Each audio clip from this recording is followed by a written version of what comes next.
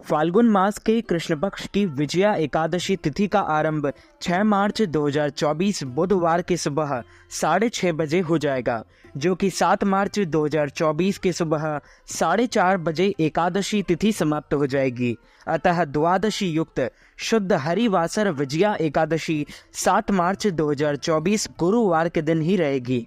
इसी दिन सभी भक्तजनों और माताओं बहनों को एकादशी का व्रत रखना होगा और एकादशी व्रत का पारणा 8 मार्च 2024 शुक्रवार के दिन ही करना होगा। 8 मार्च को महाशिवरात्रि व्रत होने से पारणा फल जल, तुलसी पत्र या फलाहारी वस्तु से कर सकते हैं। विष्णु हो एकादशी गीता तुलसी विप्रदे नवः असारे दुर्ग संसारे शतपदी मुक्तिदायिनी, अर्थात भगवान श्री हरि विष्णु जी का पूजन करना, एकादशी का व्रत रखना, गीता जी का पाठ करना, तुलसी जी का पूजन एवं दर्शन करना, ब्राह्मणों की सेवा करना, दान करना, भोजन कराना, गौमाता की रक्षा व सेवा करना, यह 6 कार्य इस कठिन संसार सागर को पार कराने हेतु मुक्तिदायक बताए गए हैं। पूरे वर्ष में 24 एकादशी आती है, लेकिन जिस साल अधिक मास या पुरुषोत्तम मास आता है उस साल 2 एकादशी अधिक यानी कुल मिलाकर 26 एकादशी आती है। प्रत्येक महीने में 2 बार, एक कृष्ण पक्ष और दूसरी शुक्ल पक्ष। दोनों ही एकादशी का भिन्न भिन्न महत्व हमारे पुराणों तथा धर्म ग्रंथों में बताया गया है। एकादशी का व्रत भगवान श्री लक्ष्मी नारायण जी का परम प्रिय व्रत है।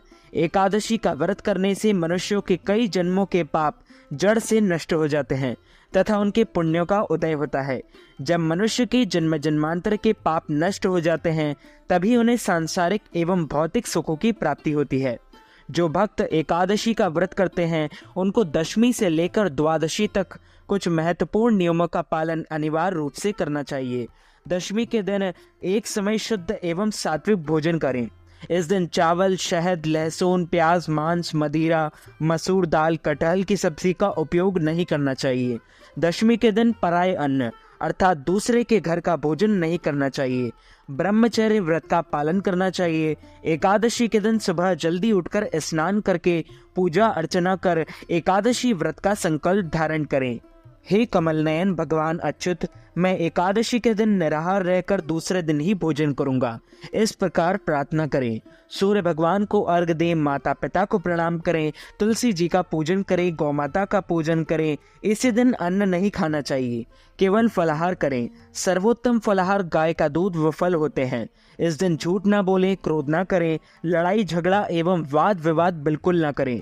ब्रह्मचर्य व्रत का पालन करना चाहिए। दाढ़ी कटिंग व शेविंग ना करें। किसी का भी आप अपमान या अनादर ना करें। दिन में ना सोएं, रात्रि जागरण करें। पूजन पाठ करके ब्राह्मण के मुख से ही एकादशी व्रत कथा का श्रवण करें। सुनने के बाद यथाशक्ति उन्हें दक्षिणा भी प्रदान करें एवं शुभ मुहूर्त में एकादशी के अगले दिन ही व्रत का पालना करें। सनातन हिंदू धर्म में मोक्ष को मनुष्य जीवन का लक्ष्य माना जाता है। आत्मा कर्म अनुसार मनुष्य जीवन पाती है। इसका मुख्य उद्देश्य सत्कर्म कर मोक्ष गति को प्राप्त करना है और इसलिए मानव जीवन को अन्य योनियों में सबसे अधिक महत्वपूर्ण माना जाता है। मान्यता है कि मोक्ष प्राप्त किए बिना मनुष्य को बार बार इस संसार में आना पड़ता है। पद्म पुराण में मोक्ष की चाह रखने वालों प्राणियों के लिए विजया एकादशी व्रत रखने की सलाह दी गई है। इस व्रत का उद्देश्य पितरों को मुक्ति दिलाना भी है। इससे मनुष्य के पूर्वज मोक्ष को प्राप्त करते हैं। उनके कर्मों एवं बंधनों से उन्हें मुक्ति मिलती है। श्री हरि के प्रताप से मनुष्य के पापों का नाश होता है और मनुष्य की मृत्यु के बाद उसका उद्धार होता है। विजया एकादशी के दिन अन्य एकादशियों की तरह ही व्रत करने का विधान है। विजया एकादशी से एक दिन पहले यानी दशमी के दिन सात्विक भोजन करना चाहिए तथा सोने से पहले भगवान विष्णु का स्मरण करना चाहिए। विजया एकादशी के दिन सुबह स्नान आदि से निवृत्त होकर पूरे घर में गंगा जल छिड़क कर घर को पवित्र करना चाहिए। इसके बाद भगवान विष्णु की पूजा करनी चाहिए।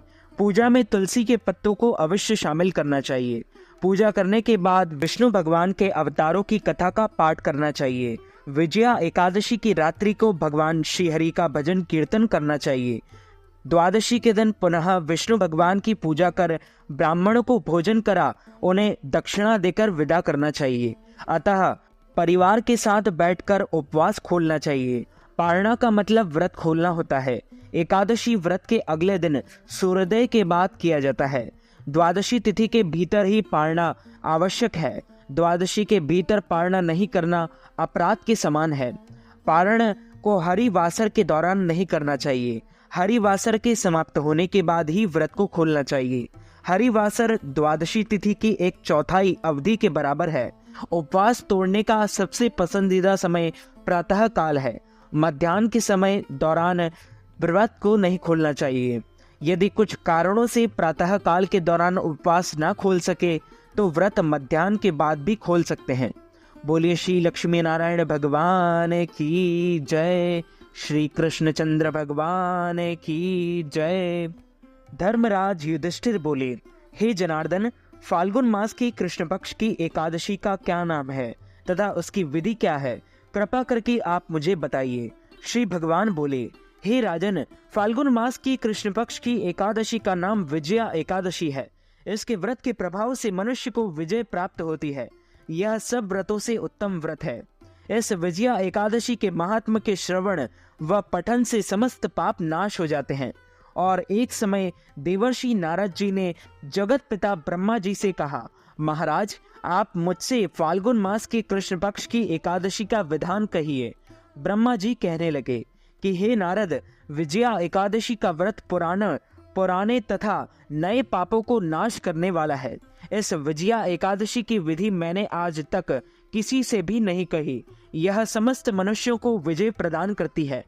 त्रेता युग में मर्यादा पुरुषोत्तम भगवान श्री रामचंद्र जी को जब 14 वर्ष का वनवास हो गया, तब वे श्री लक्ष्मण तथा सीता जी सहित पंचवटी में निवास करने लगे। वहां पर दुष्ट रावण ने जब सीता जी का हरण कर लिया, तब इस समाचार से श्री रामचंद्र जी तथा लक्ष्मण अत्यंत व्याकुल हुए और सीता जी की खोज में चल दिए। घूमते घूमते जब वे मरणासन्न जटायु के पास पहुंचे तो जटायु उन्हें सीता जी का वृत्तांत सुनाकर स्वर्गलोक चल गया। और कुछ आगे जाकर उनकी सुग्रीव से मित्रता हुई और बाली का वध किया। हनुमान जी ने लंका में जाकर सीता जी का पता लगाया और उनसे श्री रामचंद्र जी और सुग्रीव की मित्रता का वर्णन किया।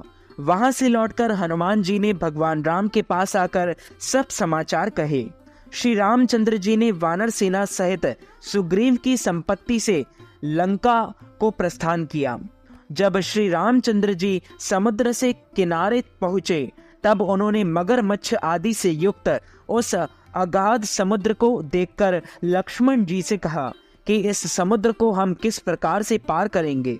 श्री लक्ष्मण जी ने कहा, हे पुराण पुरुषोत्तम, आप आदि पुरुष हैं, सब कुछ जानते हैं। यहाँ से आधा योजन दूर पर कुमारी द्वीप में वक्दालभ्य नाम के मुनि रहते हैं। उन्होंने अनेक ब्रह्मा देखे हैं। आप उनके पास जाकर इसका उपाय पूछिए। लक्ष्मण जी ने इस प्रकार के वचन सुनकर श्री रामचंद्र जी वक्दालभ्य ऋषि के पास गए और उनको प्रणाम करके बैठ गए। मुनि ने भी उनको मनुष्य रूप धारण किए हुए पुराण पुरुषोत्तम समझकर उनसे पूछा कि हे राम, आपका आना कैसे हुआ? रामचंद्र जी कहने लगे कि हे ऋषि, मैं अपनी सेना सहित यहाँ आया हूँ और राक्षसों को जीतने के लिए लंका जा रहा हूँ। आप कृपा करके समुद्र पार करने का कोई उपाय बतलाइए। मैं इसी कारण आपके पास आया हूँ। वक्दालभ्य ऋषि बोले कि हे राम, फाल्गुन मास के कृष्ण पक्ष की एकादशी का उत्तम व्रत करने से निश्चय ही आपकी विजय होगी। साथ ही आप समुद्र भी अवश्य पार कर लेंगे। इस व्रत की विधि यह है कि दशमी के दिन स्वर्ण, चांदी, तांबा या मिट्टी का एक घड़ा बनाएं। उस घड़े को जल से भरकर तथा 5 पल्लव रख वेदिका पर स्थापित करें। उस घड़े के नीचे सतनजा और ऊपर जौ रखें। उस पर श्री नारायण भगवान की स्वर्ण की मूर्ति स्थापित करें।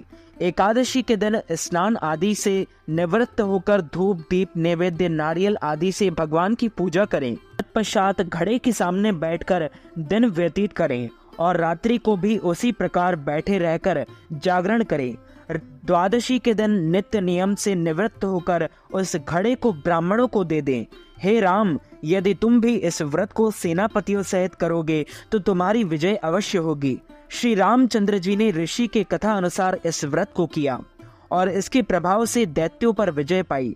अतः हे राजन, जो कोई मनुष्य विधि पूर्वक इस व्रत को करेगा, दोनों या तीनों लोकों में उसकी अवश्य ही विजय होगी।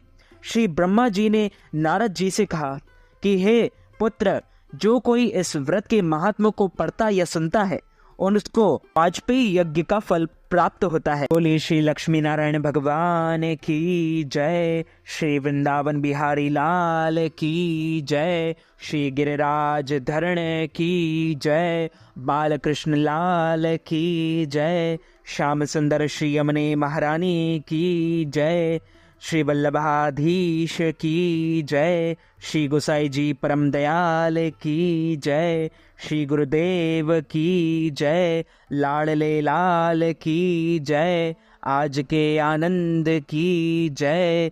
अच्युतम केशवम राम नारायणम कृष्ण दामोदरम वासुदेवम हरि श्रीधरम माधवम गोपिका वल्लभम श्री जानकी नायकम श्री रामचंद्रम भजे जानकी मनोहरम सर्वलोकनायकम श्री शंकरादिसेवितम पुण्य नाम कीर्तनम श्री राम राम राम राम राम नाम तायकम रामा कृष्ण वासुदेवा भक्ति मुक्तिदायकम रामा कृष्ण वासुदेवा भक्ति मुक्तिदायकम हरे राम राम राम हरे हरे, हरे कृष्ण कृष्ण कृष्ण हरे हरे, श्री कृष्ण गोविंद हरे मुरारे, हे नाथ नारायण वासुदेव।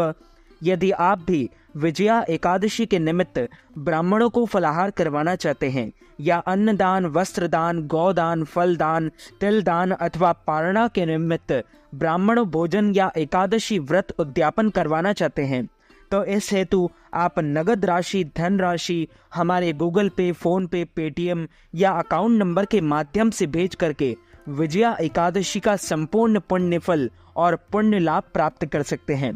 तो मित्रों, हमारे इस ज्ञानवर्धक वीडियो को आप अधिक से अधिक लोगों को शेयर कीजिएगा, लाइक कीजिएगा, कमेंट कीजिएगा और सब्सक्राइब करके बेल आइकन को भी ऑन कर लीजिए। ऐसे ही नई नई वीडियोस देखने के लिए आप सभी को सादर जय श्री कृष्ण, सादर धन्यवाद।